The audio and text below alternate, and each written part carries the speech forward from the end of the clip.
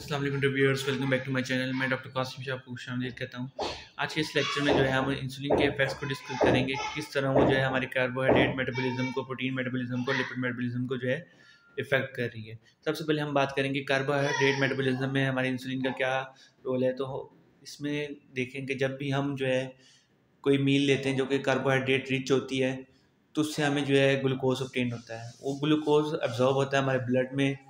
और फिर हमारे जब ब्लड में ये अब्जॉर्ब होता है तो हमारी बॉडीज़ को जो है सिग्नल जाते हैं। सिग्नल मिलने के बाद जो है पेंक्रियाज अपनी सिक्रीशंस को जो है रिलीज़ करते हैं और इंसुलिन की प्रोडक्शन करते हैं। इंसुलिन क्या करते हैं, इनके जो ग्लूकोज हमारे ब्लड में प्रेजेंट है उसकी रैपिड अपटेक करते हैं, उसकी स्टोरेज करवाते हैं और उसकी यूटिलाइजेशन करवाते हैं जितने भी हमारे बॉडी टिश्यूज़ हैं, स्पेशली हमारे मसल टिश्यूज़ हो गए, एडिपोज टिश्यूज़ हो गए या लिवर हो गए, उनके थ्रू। अब क्या होता है कि हमारे जो मसल्स की बात करें अगर, कि किस तरह इंसुलिन हमारे मसल ग्लूकोज अपटेक को और मेटाबॉलिज्म को प्रमोट करी, तो इसमें क्या होता है कि मोस्टली वैसे हमारे मसल टिश्यू जो है अपनी एनर्जी के लिए फैटी एसिड्स पे डिपेंड करते हैं, लेकिन दो कंडीशन ऐसी हैं जिसमें हमारी जो ग्लूकोज की जो अमाउंट है, लार्ज अमाउंट है, वो यूटिलाइज हो रही होती है। सबसे पहली जो कंडीशन है उसमें हमारा है कि मॉडरेट या हैवी एक्सरसाइज कर रहे हैं, उस दौरान हमारी जो है ग्लूकोज पे जो है डिपेंड कर रहे हैं मसल, क्योंकि उस वक्त जो है हमारे जो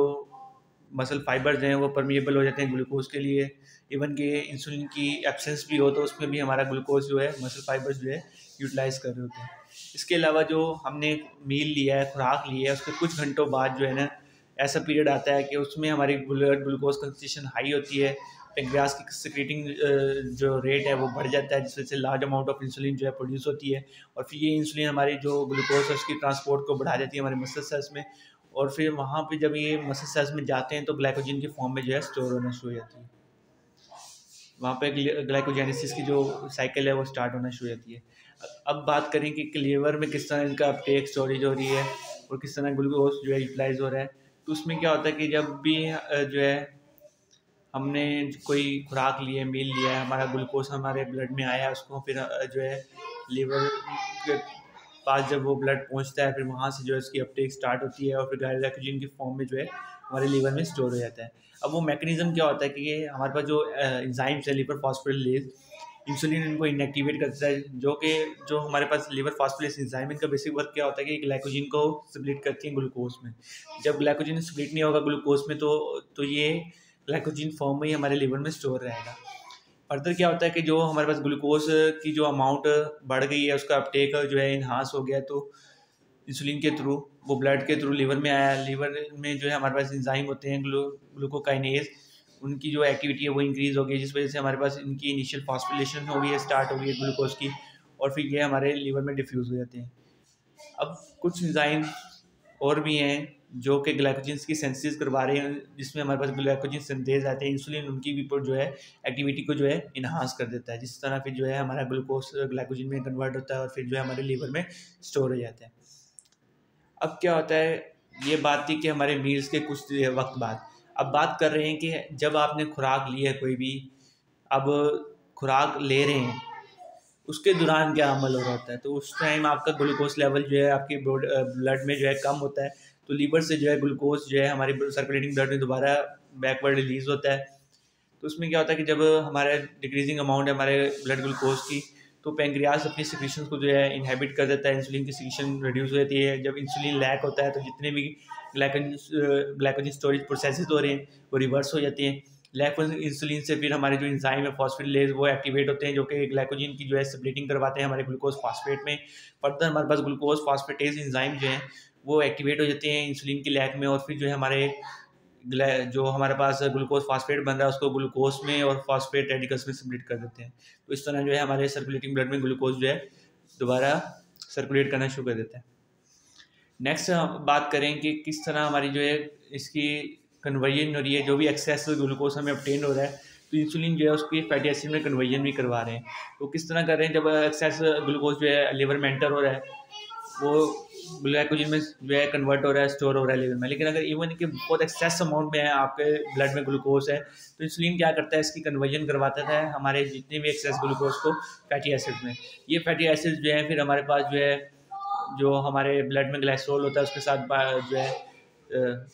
कंबाइन होकर ट्राइग्लिसराइड्स बनाते हैं। ये ट्राइग्लिसराइड जो है हमारे VLDL जो वेरी लो डेंस लिपोप्रोटीन्स के फॉर्म में जो है पैकेज होते हैं, और वहाँ से भी ट्रांसपोर्ट होकर हमारे एडिपोज टिश्यू में जाते हैं और एज अ फैट डिपॉजिट हो जाते हैं वहाँ पे। इसके अलावा इंसुलिन जो है हमारे ग्लूकोनियोजेनेसिस की जो साइकिल है उसको भी इनहेबिट करती है। जितने भी एंजाइम जो कि ग्लूकोनियोजेनेसिस यानी कि ग्लूकोज की फॉर्मेशन को प्रमोट कर रहे हैं उनको इनहेबिट कर देती है। अब इसके ब्रेन में यूजिंग की बात करें कि किस तरह लैक ऑफ इंसुलिन जो है हमारे ग्लूकोज अपटेक को या यूसेज को जो हमारे ब्रेन के थ्रू हो रहा है उसको इफेक्ट कर रही है। तो जो ब्रेन सेल्स होते हैं वो परमिएबल होते हैं ग्लूकोज के लिए। तो अगर इंसुलिन इवन कि इंसुलिन हो ना हो उससे कोई फ़र्क नहीं पड़ता, ग्लूकोज की यूटिलाइजेशन जो है ऑटोमेटिकली ब्रेन के थ्रू हो जाती है। मोस्टली ये अपनी एनर्जी के लिए ग्लूकोज पे डिपेंड करते हैं। अदर सब्सट्रेट से भी जो है एनर्जी ऑब्टेन करते हैं लेकिन उनसे जो है थोड़ा डिफिकल्टी होती है उन्हें,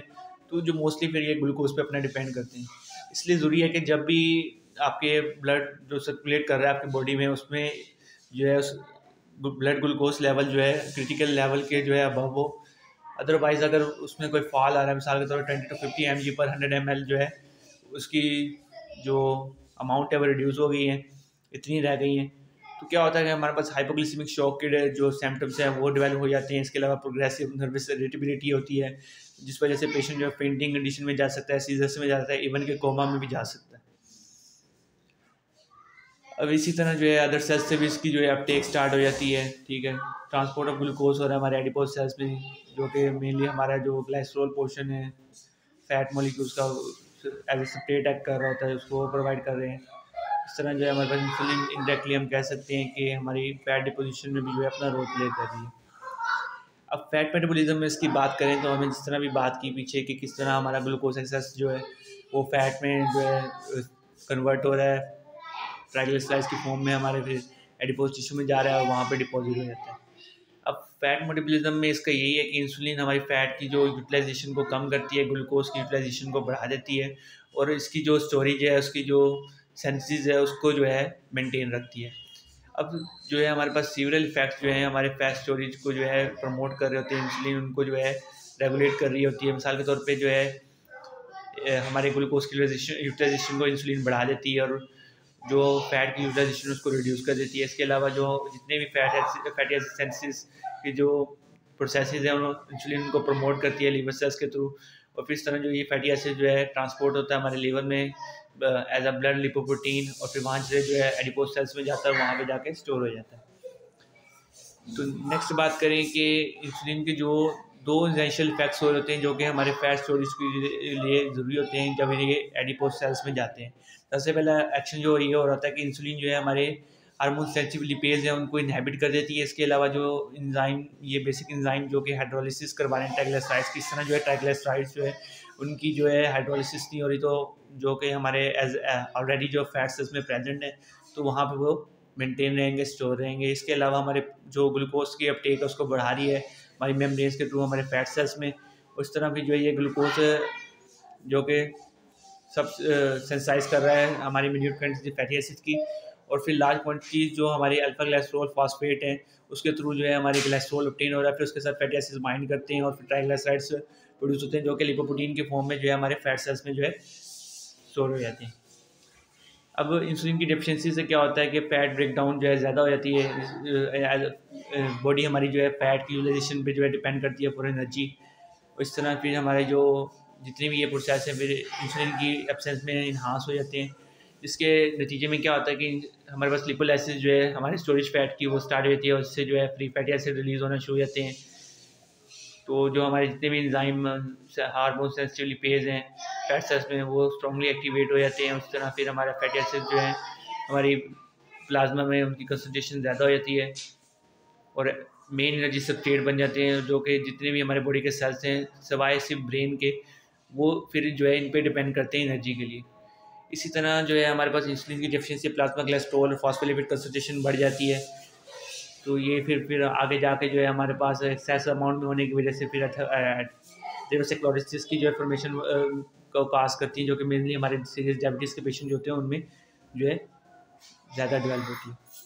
इसके अलावा ये जो है हमारे पास कीटोसिस और एसिडोसिस की भी वजह बनती है क्योंकि जब फैट की यूटिलाइजेशन ज़्यादा होती है तो हमारे पास एसिटिक एसिड और कीटोन बॉडीज़ की फॉर्मेशन ज़्यादा हो जाती है जो कि हमारे बहुत से जो फंक्शंस हैं उनको डिप्रेस कर रही होती है, मेनली हमारे CNS को जो है डिप्रेस कर रहे होते हैं। तो आपने देखा होगा अक्सर डायबिटीज़ के पेशेंट में जो है ना, टाइप 1 डायबिटीज़ के जो पेशेंट जिनमें इंसुलिन लैक होती है, तो उनमें जो है आपको कीटोनिक जो है ब्रेथ आ रही होती है, एसिटोनिक ब्रेथ जो है आ रही होती है, उनके अजीब से जो है ना खुशबू आती है मुंह में। ये उसकी यही वजह है कि उनके फैट की यूटिलाइजेशन जो है ज़्यादा स्टार्ट होती है, तो जिस वजह से कीटोन बॉडीज़ और एसिटिक एसिड की फॉर्मेशन हो रही है।